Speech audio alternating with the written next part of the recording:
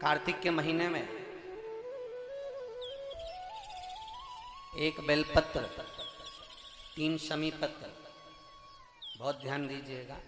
कार्तिक के महीने में एक बेलपत्र, 3 शमी पत्र।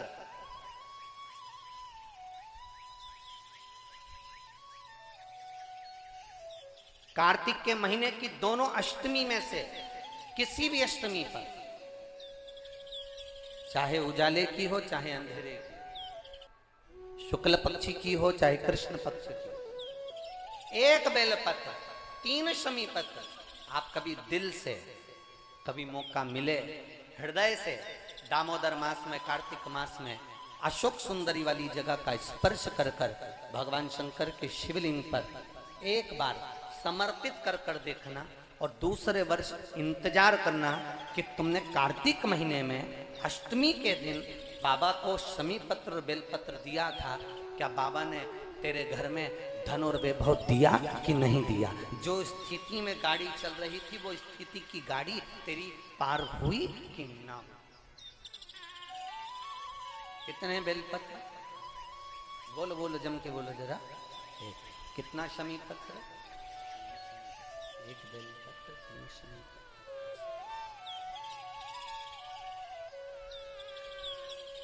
कभी स्मरण में लाइएगा।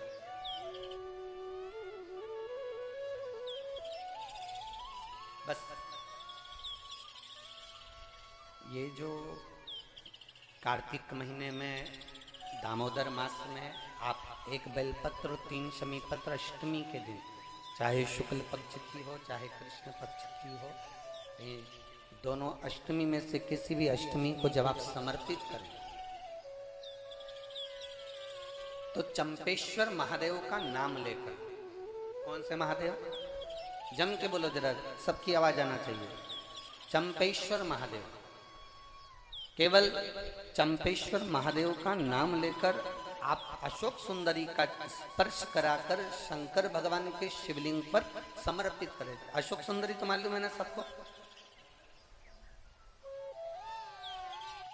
जाती है मोटी सी शिवलिंग के सम्मुख में, उसको अशोक सुंदरी का स्थान कहा। शंकर भगवान के ऊपर जो जल की जलाधारी लगती है, जिसमें से बूंद बूंद पानी गिरता है, वो भगवान शंकर की 5 बेटियां हैं जो ऊपर कलश के रूप में रखी रहती हैं, जिसमें से बूंद बूंद जल नीचे गिरता है। जया, विषहरा, श्यामली बारी, दौतली, देव, शिव जी की 5 बेटी, शंकर भगवान की 6ठी बेटी अशोक सुंदरी बीच में। जब आप बेलपत्र 1, शमी पत्र 3, चंपेश्वर महादेव का नाम लेकर अशोक सुंदरी का स्पर्श कराकर भगवान शंकर को जब आप समर्पित करेंगे इस कार्तिक महीने में, दामोदर मास में, अष्टमी तिथि के दिन, चाहे वो शुक्ल पक्ष की हो चाहे वो कृष्ण पक्ष की हो, अष्टमी तिथि को अगर समर्पित करते हैं तो आप वर्ष भर में इंतजार कर कर जरूर बताना कि तुम साल भर पहले जितना कमाते थे, वर्ष भर पहले तुम जो व्यापार व्यवसाय कर रहे थे, साल भर से जो नौकरी के लिए प्रयास कर रहे थे, उसमें सफलता आपको अगले वर्ष की दामोदर मास आने से पहले मिली कि नहीं मिली, वो स्मरण आपके भीतर होना चाहिए।